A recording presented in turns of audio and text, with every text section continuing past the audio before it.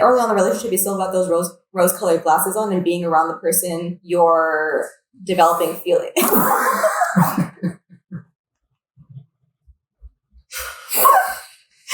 Bless you. Thank you. That was not what I thought.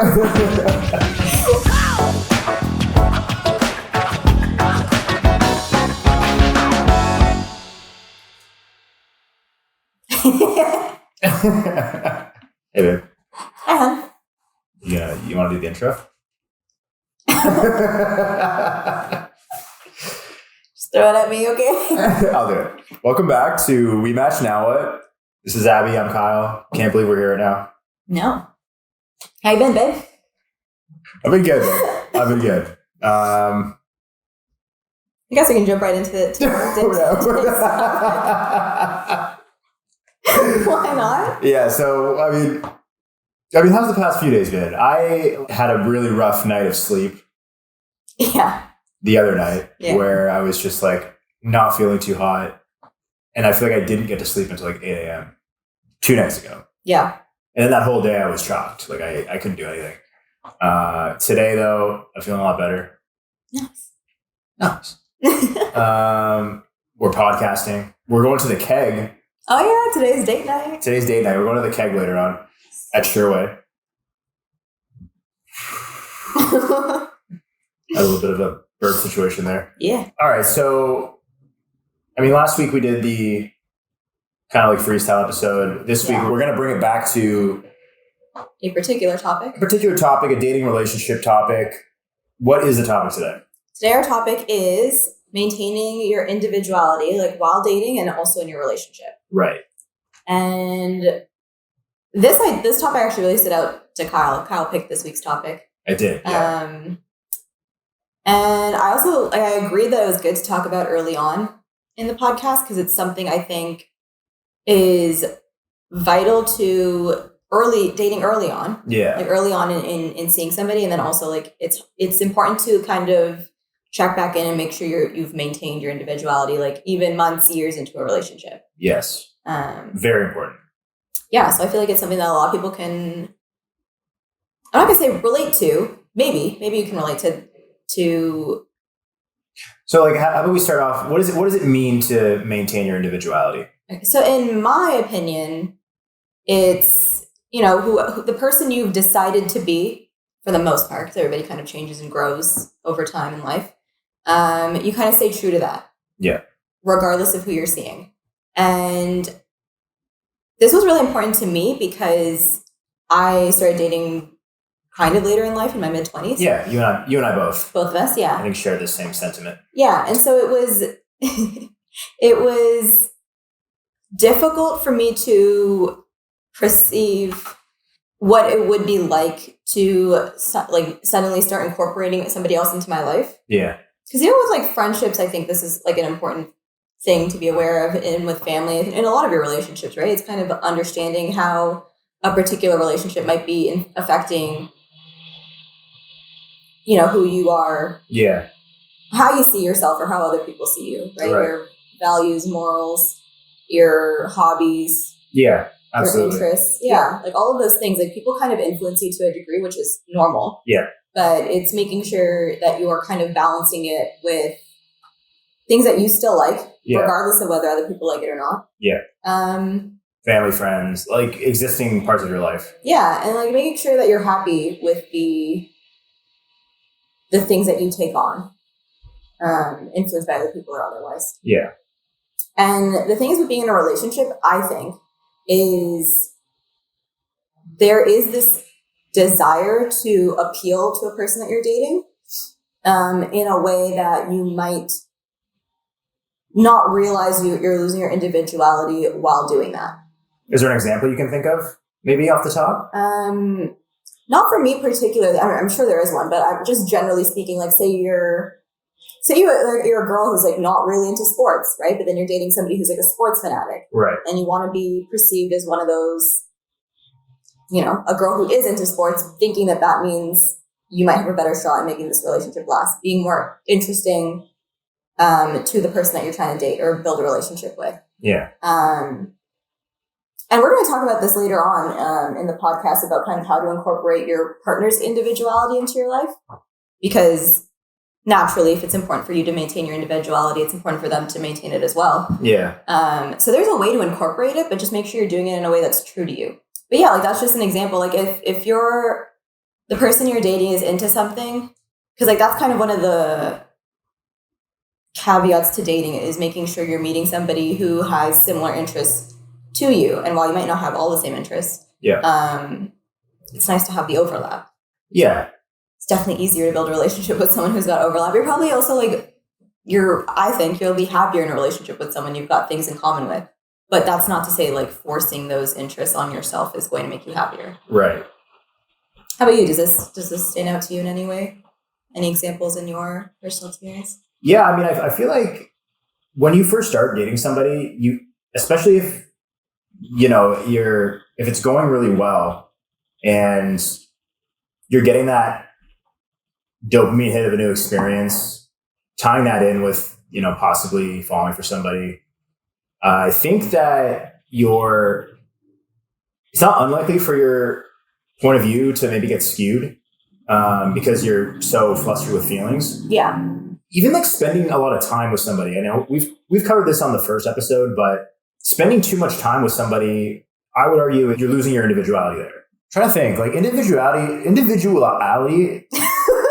What is this word? Can we change it? The importance of maintaining individuality in a relationship is that just saying being you and not letting the other person like I think skew you too far away from like who you actually are. Yeah, I think individuality in like general in life, regardless of where you are in life, it's like it's the things you do as an individual. Yeah, and like a collection of things that make you unique. Right. So for me, like gaming. Yeah. Right, would be a part of my individuality. Because you also like do it in a way that's unique to you. Yeah, content creation. Yeah. Me losing my individuality would be like, let's say we got into this relationship, you and I. Yeah. And then I just stopped doing all that because like say I gave off the impression I don't like the fact that you game. Right. And in an attempt to and let's say I really liked you, in an attempt to make myself more appealing to you. Let's say you really like me.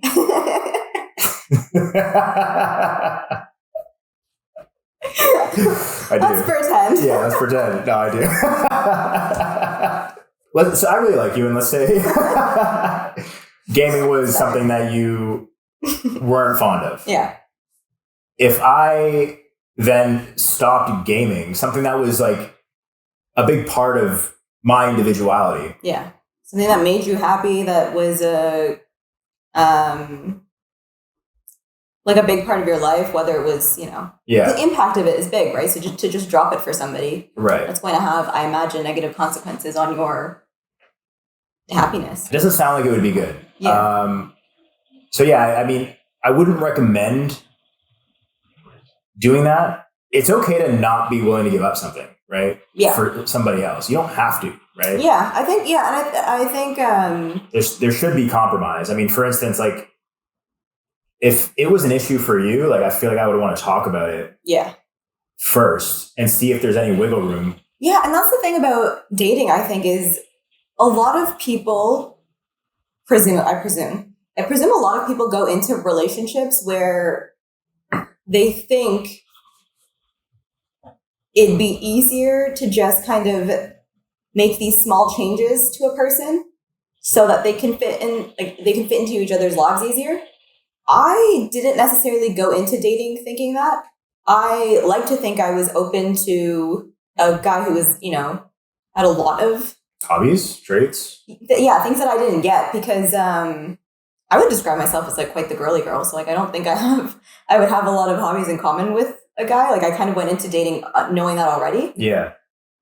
But I didn't I didn't go in thinking I needed someone to mirror me. One of the benefits to waiting to date into a relationship, get into that next phase of your life, is that you have a lot of time to figure out your individuality, right? Yeah. What you like to do, the type of people you like to hang out with, how you spend leisure time. The point I'm trying to make is that, like, if you're going to give that up at the beginning just to please somebody, I think that's a loss of individuality. Exactly. Yeah. Right. Yeah. And you still got to be able to be okay or enjoy your alone time. You're like when you're just, it's just you, right? Yeah. Because like, what are you going to do to entertain yourself, or, you know, like if your partner's not around and you've got this like spare time to do something of your own, right? Like if you've given up the things that you would have preferred to do in that time, Yeah. I think that's kind of when you miss it, right? And also like the idea of giving up something for someone else invites the opportunity to start resenting that person. And like you might not even realize it at first. That's true. But like over time, and I think that's why we felt the need to talk about it, because it's something you don't necessarily always notice at first. Yeah. And when you do notice it, it might be too late. Like you've already got those negative emotions of resentment towards your partner for kind of encouraging you to change and give up things you didn't necessarily want to give up. Does alone time, like time, you know how we've talked about like time away from your partner is important because it gives you time to like reflect and kind of decide if you actually like what's happening. Yeah. Is personal time, does that fall into the category of individuality or no? Is that more like independence? I would say it's more independence, but depending on characteristics that you would choose to define yourself. Yeah. Like if you are someone, if you would define yourself as being a loner. Yeah. And needing that alone time, usually. And you go into this relationship and your partner is looking for a relationship where you guys spend a lot of time together, and you're kind of in a place where you have to decide, like, are you willing to give up that aspect of your life, the alone time that you do like? Are you willing to give that up to be in this relationship? Yeah. And like that's the kind of a question you have to ask yourself. But also like in terms of like what you're saying about alone time for reflection, that falls into this, because I think that's the only time you're going to be able to objectively think about what you've given up and how that makes you feel. Yeah. Because having the person around early on in the relationship can, like early on in the relationship, you still got those rose-colored glasses on, and being around the person you're developing feeling.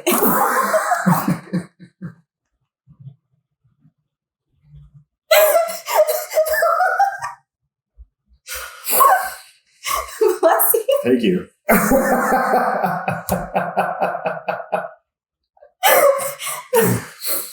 was not what I thought. Goes to grab my hand and sneezes. Do you need like grounding? I just wanted to make sure I was going to be okay. You know? That killed me. Did you bless me? I did. Yeah. Okay, thanks again. Sorry, that caught me off. But yeah, that's my bad. I was unsure if it was happening or not. And then I love your sneezes. Thank you. Yeah, I mean, I think individuality and independence was something that was at the forefront of my mind, maintaining that when we were going into our relationship. And again, like it's because I feel like I've experienced a loss of that in prior relationships where like there was just this assumption that like, oh, like you have free time, like let's hang out, right? Oh, I see. Yeah. Yeah. Does that like tie into this? Or you're right. Yeah. Now I see what you're saying. One person that I dated, like I remember one day, like we were meeting up for like a brunch or something like that before she had to go to work, and I was going to drive her to work. As I'm driving her, like we eat the brunch, as I'm driving her to work, she's like, I actually don't know if I want to go in today. Like, I don't know if I'm feeling it. And I'm like, okay, well, like, you're gonna call them. So like she calls them, books off the day, or like says like she's not coming in. And then I was like, all right, well then I'll just like drive you home. Right. And then she was like, so what are we going to do today? And I was like, and I remember feeling like I had to just like figure something out. And I don't know why I had that pressure. Like I just wanted to maintain like the good vibes or something like that. I was planning to do something else. You know what I mean? But then I like kind of panicked and I was like, oh, like we can do it. Like we can go downtown. The compilation of those occurrences. Yeah. I felt like I was losing my individuality. Yeah, I see. Yeah. In those cases, right? Because it was almost like assuming you don't have anything else going on outside of the relationship, defining you as essentially the boyfriend. Going into our relationship, because that had happened to me like a couple times where I found myself in relationships where I felt like when I had free time, it was like time to hang out with like that person, right? In hindsight, I kind of realized I didn't like that. Mm-hmm. So going into like our relationship, that was something that I actually really wanted to make sure that we were both okay with being individuals. Yeah. As well as like coming together, when we have dates or we have like hangout time. Yeah. I think the reason why it was so confusing to me was because I also, like you, I waited until I was 25 to start dating, right? Everybody that I have dated prior to you has been dating since they were like in their teenage years. Yeah. So I remember just assuming, or I just remember thinking that like, oh, like, well, these people know what they're doing. They've been in relationships before. Like, I was just kind of going with the flow instead of. I honestly, I think the reason I think this topic is so good to talk about is because I actually think that's really common. It's really common for people in their 20s to seek out a relationship and then kind of from the jump just mold themselves to that person. Yeah. There's actually like a psychological, sociological concept of people feeling like they need to belong to something. Yeah. That could also play a role in that of, being in your 20s, still trying to figure out like who you are and what you want to do. Like the things that you value, things you prioritize. I think sometimes people might go into a relationship in their 20s and then try to just like make that their priority. Yeah, and make that like a space that they can identify themselves in.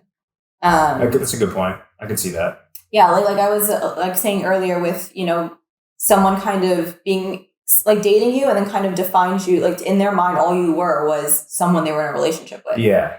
And so that was all you had to do is just be in the relationship essentially. Yeah. And I think it's possible that in the same vein, like people go into a relationship thinking like, oh great, I'm in a relationship, I'm a girlfriend now.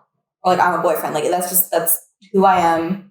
We just do this relationship like all the time. Yeah. Like that's an identity for me. I think that I adopted that identity. Yeah.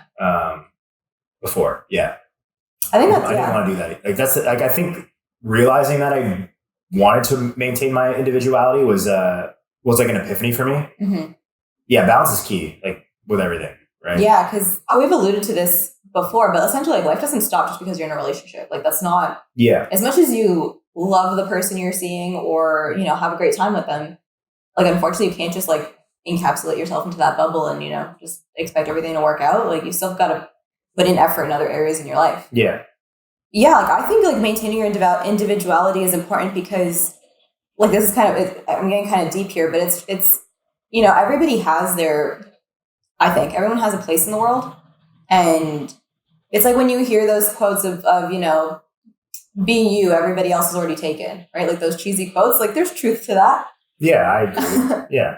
And like that's actually something I've struggled with. I think that is a good thing I didn't date when I was younger because that is something I kind of struggled with growing up. I remember up until high school, like I thought I knew it all. Like I thought I knew exactly who I wanted to be, what I wanted to do, what I wanted my life to look like. And I was a little judgy of people who would go into their 20s and like you'd hear like, they're finding themselves or figuring things out. Exploring, like I used to be kind of judgmental of people like that because I was like, oh, I've got it all figured out. Like, I feel like I won in a way. Like I was like, oh, I'm like steps ahead of these people. But like, life hadn't hit me yet. Yeah. Your time was coming. Yeah. It's a very humbling experience. Yeah. So I actually was able to develop an appreciation for finding myself and coming to terms with who I was in reality. Because I think the person I wanted to be when I was in high school was a mold of like information I've gotten from other people that like seemed ideal. Yeah. Yeah. Like this is the job you have to do. This is the way you have to act. this is like the best way to approach a relationship. Like I had all of those pieces, and so I just made this mold, and I just fit myself into it. Yeah. And then when life kind of didn't happen in a way that my mold would work, my mold did not fit into life. Right. And so now I had to like kind of, I think you at that point you're more encouraged to like be yourself, because you're like, what was the point of even being somebody else? Like I still didn't get what I wanted. Yeah. So you're like, well, if I'm not going to get what I want, I might as well just be myself as I do it. Yeah, absolutely. Instead of being somebody else. And I think that was like a really good experience going into being a relationship, because I think until those experiences happen in life where being someone else doesn't benefit you, because in a lot of ways, like acting like somebody else or acting like the people around you, there's instant gratification because now you fit in somewhere. Yeah. People are accepting you. Yeah. So that you get that instant gratification of that. And then, you know, more specifically to relationships, you're more likely to end up in a relationship with someone who feels like you guys have a lot in common. There's instant gratification of being accepted somewhere because you are similar to the group you're trying to fit in to. But long term, it's doing yourself a disservice. And not to mention like how much more rewarding it is to just find people who accept you for who you are. Like that, the instant gratification you get from pretending to be something you're not, but people accepting you, is only a fraction of the gratification you get for being true to yourself and having someone else accept that. And I think you're aside from selling yourself short, like it's not to be like a Debbie Downer, but it's like half a life lived. You know what I mean? Like you're just going through the motions at that point. Yeah. You want to know one of my, I guess you could call it a deal breaker, when it came to dating, making sure that the person that I was dating had hobbies. If there wasn't anything about the other person that was unique to them, something that they would do in their leisure time, I would not be interested. And it's like, okay, well, if I have my hobbies, like they got to have their hobbies so that like there isn't that like conflict of time management. Do you want to know a fun fact about me?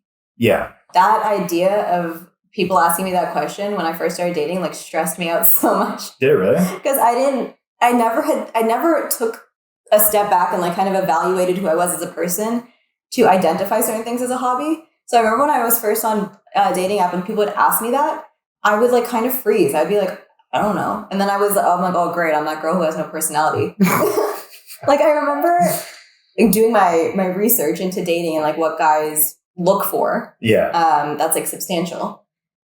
And so many of these, like not me personally interacting with them, but like on like forums or YouTube videos or whatever, like you would see like guys would say like they wanted very similar to what you're saying, like a girl with hobbies, because that was indicative of a personality. And I was like, I don't know what my hobbies are. I remember the guy I dated before you. I wasn't that I don't have hobbies or I didn't have. Yeah, because I can think of like a handful that I know you have. Yeah. Yeah, it was more that I just couldn't think of them because I never like objectively looked at my life. I always thought of myself as someone who like I was okay being an individual in a relationship because I was okay being alone. Me too. Yeah, it's a good point. Yeah. Like that was you had been forever. Yeah. Right? Yeah. Like I've been yeah. But like we both had been. Yeah. Right? Until like 25. Yeah. When we started dating, we were alone. Right? Yeah, being single is like, being single is being alone. You learn how to be okay with yourself because you are with yourself a lot. Yes. Yeah. But yeah, like so I guess I never focused on that question because I didn't realize how much weight it held. Yeah. To me, like yourself, like that was a deal breaker for you. And I think that it is one that I developed. It was one that I developed. And it's actually funny because I imagine men develop it for the same reason of it's knowing that you're capable of being alone and thriving. Yeah, alone. If you don't look like you have hobbies or things you do in your spare time, what it looks like is you're about to latch on to the person you're dating and like just that's your whole life now. Yeah. Because you don't have anything else to do aside from like maybe work. Yeah. And I don't personally, like Netflix and binge watching, I don't consider that a hobby. Yeah, like and I think I did develop hobbies more so because here's the thing too is I'd spent most of my life being an academic, like school took up so much of my time that earlier on in life I kind of didn't really have hobbies aside from school and then socializing in family settings. So it was the only place I really was able to socialize, and then relaxing, like downtime. So that was like binge watching TV and then like YouTube. It wasn't until like school wasn't such a big part of my life was I able to like have to actually like, fill my time with something else. Right. So I think that was another thing too, is any hobbies I do have, like I did kind of take them on kind of later in life. Yeah. I mean, I think you have a couple of neat hobbies. You like to write poetry. I do, yeah. You like to paint. Look at that masterpiece. Abby made this for me for Valentine's Day. The inspiration from this was a photo that we had taken at in Elora last fall. Yeah. Yeah, like these were all things I was able to kind of pick up when I made time for it and room for it. So that was like another thing. Maybe it was harder for me to identify my hobbies because, to be honest, I hadn't really been doing it for that long. Yeah, working out, walking, maybe driving. Driving was one of my hobbies for a bit. Oh yeah, back when I was in Mississauga. Yeah. I don't really do it like too much here in Toronto, because it's just busy. Yeah, like when we first started talking, you had been doing it up until recently. Yeah. Plus, like gas prices. Oh my god, astronomical right now. Yeah. So. It's an expensive hobby if I wanted to continue it. I saw this Instagram post that was like, when gas was like, $1.60, I would drive to like clear my head. Yeah. Like to deal with my thoughts. And it was like, now I just sit with them. Yeah. Now they stay with me. Yeah. That was like cheaper therapy, but now therapy might be cheaper. Yeah. Anyways, yeah, like I'm glad I waited. Like that's one of the things I'm glad I did wait until I was older to date. Because I still had an individual to develop. Yeah. I didn't have individuality when I was a teenager. Yeah. In my early 20s. Like, I didn't have that yet. I know. I mean, it's such a good point. It was like, I'm a huge advocate, as I'm sure you are too, waiting until you have like somewhat of a foundation built for yourself. Yeah. It just makes I feel like it just makes life a lot easier. You add the emotional factor of being in a relationship on top of trying to figure out your individuality. Yeah. That could be a balancing act that like is not easy. Right. Yeah. I imagine it's really hard. Yeah. I know it works out for some people, but like I remember like watching friends go through like toxic relationships, and there was a lot of emotion behind it. Also, not understanding the connection that you build with people. Yeah, right? Yeah. And then it's like when you build that connection, and I guess when you build that connection with somebody where you really care about them despite the toxicity. Yeah. It can be hard to let them go. Absolutely, yeah. And I think it's even more challenging the younger you are, the more confusing it is, because I feel like it's so easy to invest so much of yourself into another person, right? Yeah, because I think when you're younger, you actually don't even understand your own value. I did. I know I did. Yeah. Yeah, I know I didn't big time. Yeah, because I, like in the same vein of like individuality, my expectations for a relationship when I was younger were like insane. Yeah. Like it was Disney princess meets like rom-com. Yeah. Meets like, I don't know, wherever else women get like, false standards for relationships. Yeah. Or unrealistic standards. I had all of them. One of the things that I kind of had to come to terms with is like, what am I bringing to the table? Oh my God. I was just going to say that. Yeah. Like that was kind of just like, it hit me all of a sudden. I think I was like in my early 20s and suddenly something just hit me. It was like, why would that happen to me? Yeah. What have I done to earn that? Yeah. Yeah. And it's like, I've thought about, for such a long time, I thought about what I wanted my significant other to do. For me in this future relationship that I'm aspiring towards. I very seldom thought about what I was going to do in the relationship. Yeah. And then that kind of was a turning point for me of helping me that kind of led to me like kind of building this individuality, because it was like, I never even envisioned myself in the relationship. All I know is I wanted someone to like give me things. Like that was all I envisioned as a relationship. Someone who's going to like, just someone who is going to satisfy all my needs. But it never even occurred to me like what my role was going to be in a relationship. Yeah. And it's an important question to ask yourself. Yeah. Like what do I bring, or what am I going to bring? Yeah, that's a huge part of individuality, because you have this opportunity when you're single to recognize your strengths. Yes. And if you don't recognize, this was like another thing, like this is a possibility that can happen when you go into dating. If you date someone who doesn't, is not the nicest person in the world and doesn't appreciate what you bring to the table, that's like an opportunity for someone to like really mess with your head. And you find yourself in a very manipulated relationship. Yeah. Where all of a sudden you're seeing someone and you don't necessarily understand your own worth or your value. And they're all on top of that telling you you don't have worth or value. And yeah, that can be like a huge, like you can find yourself stuck in one of those toxic relationships. And it's really hard to get out until you learn your own value. It's essentially just better. The best way to deal with that is to already have a solid understanding of who you are, what you bring to the table, your worth. Yeah. And when people do kind of start questioning your worth, you're like, I already know the answer to that question. Yeah, exactly. You might not see it, but I see it. Yeah. And that really helps. It saves you from being in that really toxic situation. Yeah. Okay. So for topic 2, we have welcoming your partner's individuality. Yeah. What does that mean?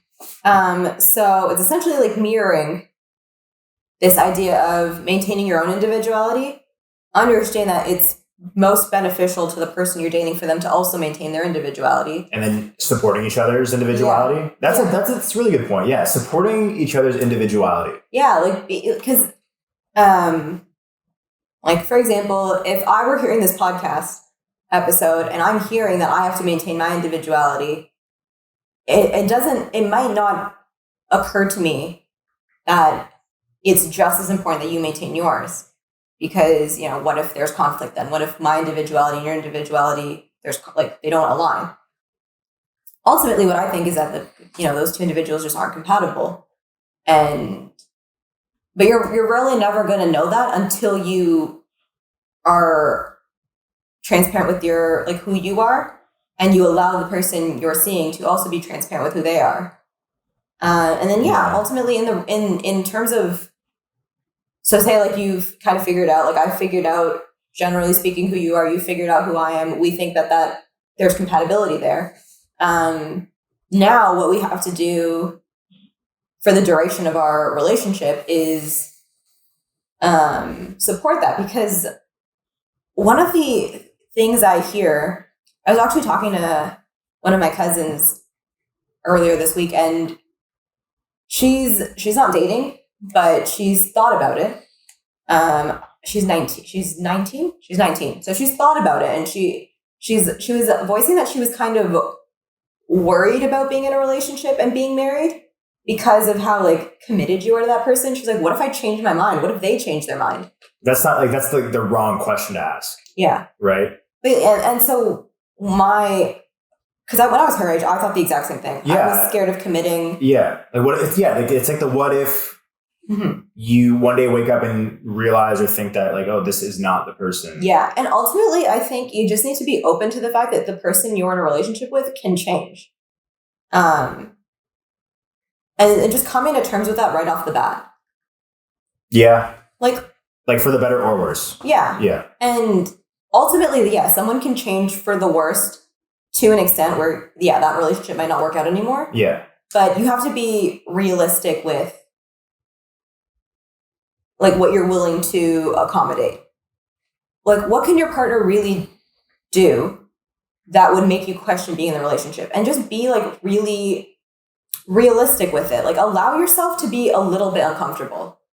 And then also recognize that you're also most likely going to change in your relationship too. Yeah. And your partner, what you would want them to do is to accept that.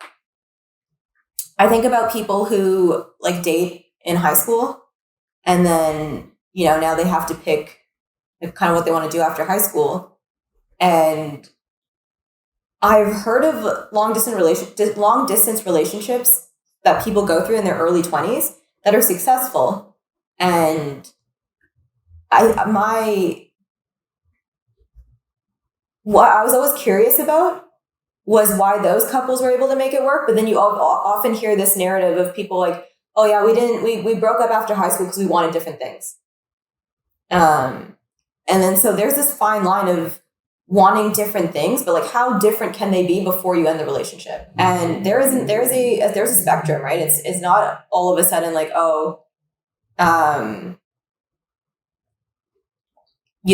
say like one person wanted to get married, right after university or post-second, whatever you decide to do after high school, and say the other person doesn't want to get married right after because they'd rather be solidified in their career first. Yeah. Right? Like those, you can look at that and say, oh, those are two people who want different things. But I think it's first important to ask yourself, like, are either of you willing to compromise a little bit there? Is somebody willing to wait longer? Is someone willing to get married sooner and just take there's discomfort there, but like, are you willing to accept it for the relationship? Right. And yeah, I think people have to get a little comfortable with the idea of being uncomfortable in a relationship. Yes. Like whatever you're willing to handle, like whatever, like put in whatever you're willing to put in. But just, be a little realistic. Be a little, how uncomfortable am I willing to be before it's too much and I don't want to be in that relationship? Yeah. And that's important to ask yourself. It is. Because I think that when people think they have options and opportunity, they're like, oh, I don't want to put up with that, so I'm just not going to.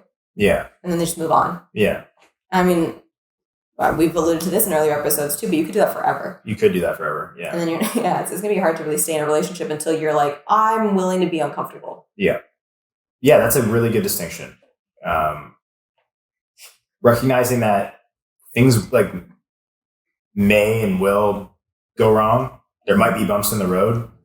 But not when they do happen, it's not going to that thought of like, oh, I guess it's got to end. Time to break up. Yeah. Time to break up. No. Because if that was your mentality, then every time anything went wrong, then you would just have to start over. You'd essentially just be starting over with somebody new. Right. Yeah. And greater commitment, allows for deeper connection. Yeah. And there's a lot of things that you're not going to experience in life without taking that jump and just being committed. Right? Yeah. And I think being committed is the ultimate way of accepting somebody. Yeah. Right. The important part of that, when you decide to commit to someone, it's knowing who they are to a degree. Yeah. That's why ask the questions early, get as much information as quick as possible as you can. Yeah. And explain why you're doing it, right? Yeah, normalize making dating active instead of passive. If I had to date again, I can tell you right now, it would be like an interview. Yeah, right? Like speed dating? Yeah, it would be like an interview. That's how I feel like you and I approached it, kind of. Yeah, but not speed dating. No, yeah, because we had a very slow approach to our inception. But it was like the entire time you and I were talking, even before meeting. Yeah. In person. Yeah, even when it was messaging. Platonic. Even I was gonna say yeah, absolutely. Even when it was platonic, we were actively getting to know each other. Yes. And I think that there was, somewhere along the line that became a weird thing to do was asking probing questions. Yeah. I've told you this, even early on when we started dating, that I struggled with asking questions because I grew up thinking that was nosy. Right. I had this one occurrence when I was a kid where I was a very curious kid, and I was also very extroverted. So I would be up in everybody's business. You're like, oh, who are you talking about? Who are we talking about? Who are we talking about? What are you saying? And I was the youngest kid on my street, and they were all older. And so they were definitely talking about things I just wasn't allowed to know. Yeah. It was just inappropriate for me to know. Yeah. So, one thing that I used to, practice, the topics that I considered sensitive to me, I would think about like, okay, what question would have to be asked to get that information out of me? I would ask you that question knowing that I have an answer, right? Obviously if we're asking vulnerable questions to each other, there's going to be reciprocity. Like I'll ask you, you'll ask me, right? Essentially, you're assuming like if I ask her this question, she's going to ask this question about me. Yeah. And you've already got an answer. Exactly. That's actually a really good idea. If you're, it gives you a little bit more control over the questions that you're willing to answer. And you can start off like maybe not as vulnerable. I think like one of the ones that I asked you, even though I don't remember what you said, or maybe you didn't even have anything, was like I asked you like early on, like what's your like most embarrassing moment, right? Oh yeah. And I had too many accounts, so I I don't think you could. I don't think I could answer it. One of the standouts for me. Should we just get into like a bit of story time? All right. So for some reason, like when I think about that story, I immediately go to, I want to say the 8th grade, and we were in gym. I think I've told you this story before, and I was a little gassy that day. So we're in gym, and I think we were playing like dodgeball, right? Mm-hmm. And I was like decent at dodgeball. The dodging part, like I was okay. I was so good at the dodging. Yeah, like I was I could throw as well, but like the dodging part was my favorite part, right? Me too. It was the only part I was good at. If you caught a ball, that means that the other person would be out. Yeah. You remember that? Yeah. So like somebody like threw a ball at me. I remember like I jumped. If anybody like has ever jumped recently and then tried to catch a ball, like you're going to tighten up your core. Yeah. Right? As I tightened up my core, the gas released in a very high-pitched like fashion. And I remember like being just like, oh no, like, this has never happened before. Like I've never farted in public before, especially that loud. I think I saved myself because nobody started laughing. And like what I started to do was like let's pretend like my hand is like my foot. I tried to like play it off like it was like the squeaky floor. So I was like with my shoe, I was like, oh, this floor's so squeaky. Yeah. But no, that was my rear. That was my rear. There's definitely a handful of like that was just one of many. I have a lot of embarrassing moments in my life. I definitely do too. I think I have too many to count, or maybe I think a lot of moments are embarrassing. I mean, I actually have one recently. You know, like when you go into parties where you like meet people for the first time, you're unsure how to greet them. Like it's like, do you go in for the hug or is it just the handshake? Oh, for guys, it's even worse. I know you've told me this. It stresses me out. It's funny. Like even some of my best friends, like Laura, like I don't always automatically hug Laura. Yeah. Because like I'm just not a hugger. So if I always go off of what other people do. Towards the end of the night, I think everybody's getting a little more like, everyone's drinking, so everyone's a little more like, I don't care. Yeah. So I had a lot of hugs when people were leaving. So I think I got into the habit of hugging. And so I hugged Matt goodbye, and his dad was right there. And I knew it was his dad just based on how they were interacting. But I realized afterwards that we never actually introduced, like, I was like, I know who you are, but you don't know who I am. So I go in for the hug, and he hugs me back and he goes, I'm Matt's dad, by the way. So I found it really embarrassing that this guy thinks I'm just hugging randoms. No, I think you're overthinking it. And I was like, oh, like I know. It's just because I definitely did not meet everybody when we first got there. Yeah. But like when we left, I shook a lot of hands of people that I hadn't actually met yet. Yeah. So I thought that was fine. Yeah, I think shaking hands with someone you haven't met yet is fine. But I went in for the hug because I was like, oh, that's it was Matt's dad. Yeah. But it hadn't occurred. Like I was also like just so like in my head I was so sure of who he was. Yeah. That I felt like it was okay at that point. But then I was like, oh, it didn't occur to me that he doesn't know who I am. Yeah. I've been like that's been playing like rent free in my head. It reminds me of like my situation with Morgan. Yeah. At your birthday party, I was the last one to get there. Yeah. And there was a lot of people at your birthday party. And I mean, like I feel like one of like my most anxiety-inducing moments is having to greet like a bunch of people at one time. Yeah, and you're like the only person doing it. Yeah, because now I'm thinking about like, all right, like people are watching me greet. Yeah, well, there's that, and like also like trying to recall like the preference for some people. Yeah. Some people don't like hugs. Some people are more of like some people are like the props. Yeah. Some people are the proper handshake. Yeah, I remember I got in there and Matt like extended the fist bump, and I was like, yeah. And then like I just turn over and like Morgan's like waving at me, and I was like, is this? I was like, is this? I'm like, okay. And after I did that, I pulled the ripcord on like greeting everybody else. Then I was just like, hey guys, and I was gone. Yeah. It actually, like, I didn't notice it at all, but I know that was funny though. That was a good moment. Yeah, I don't know why. I think I'm embarrassed by like what people must think about how like. I feel like most people have this general anxiety when it comes to greeting and saying goodbye. Like, what are we gonna do? Anyways, yeah, I keep thinking about the fact that like, oh man, like Matt's dad was like, who's this random? Yeah. Also, dude, people for like brown people, like we congratulate the families when two people get engaged. But like I was also I congratulated like Morgan's family, like her mom and her dad. I was like, oh, congratulations. Then I was like, do North Americans do that? I don't know. Because it occurred to me, I was like, I don't know if I did that. And then even like Matt's dad, like when I hugged him, I was like, okay, like, congratulations, like, I feel like, okay, so I don't know if we do that. I don't think we do that. I don't think so either. But still a very nice gesture, in my opinion. Yeah. Because I recognize like for brown people, it's a very collectivist thing because there's a lot of focus on the union of the family. Yeah. But I was like, oh, like.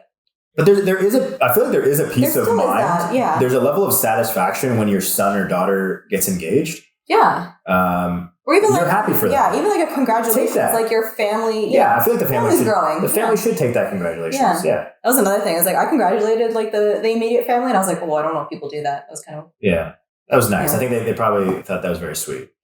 Okay, well, I'm going to summarize. So initially, we talked about how it's important to maintain your own individuality.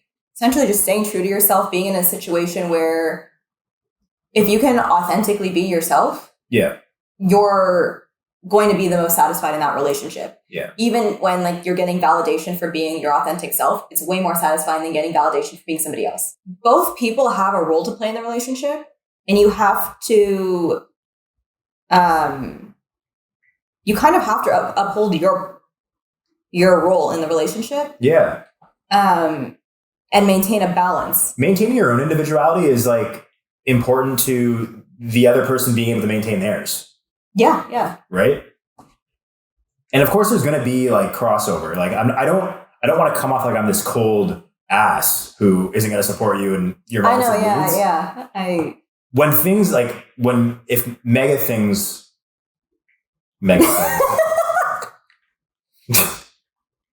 Yeah, big things are understandable. It's like the everyday. It's like, like every time like imagine like every time like I stub my toe, like I'm out of commission for a day. Exactly. That'd be annoying, right? Yeah.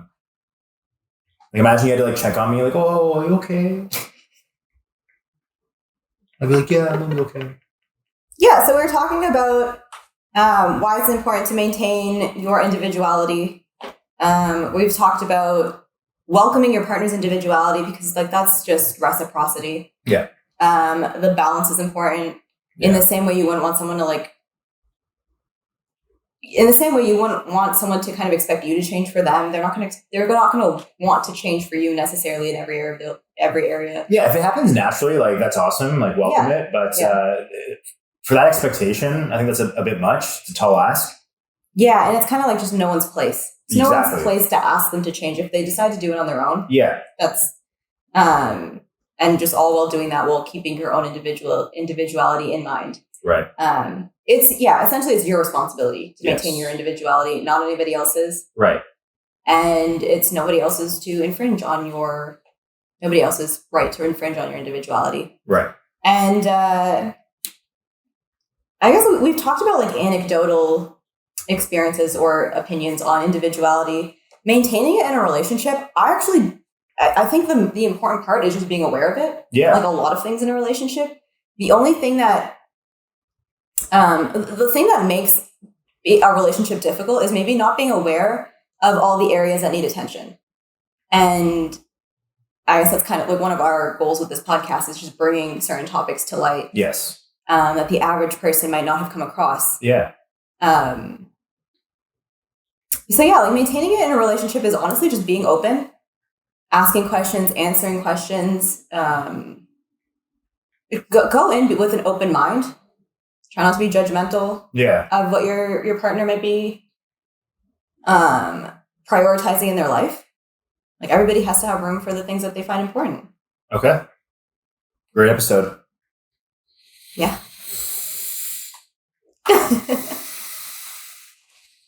We're here again at the end. This is a good one. I actually like talking about this. I'm sorry. Yeah, please. I don't know what I was doing. I like the idea of talking about individuality because I think it's something that there's just a lot of misconceptions about it. Just being like a little too rigid with it. Yeah. So I think it's a key pillar of coming across maintaining your individuality. Like you need to be strict with it, but not too rigid. Right. And with that being said, we're gonna sign off. If you're watching on YouTube, you know what to do. Like, comment, subscribe, hit the bell so you never miss an ep. I've been Kyle. I've been Abby. Why did I say that? We love your socks. We'll catch you next time. Okay. Nailed it. I've been Kyle.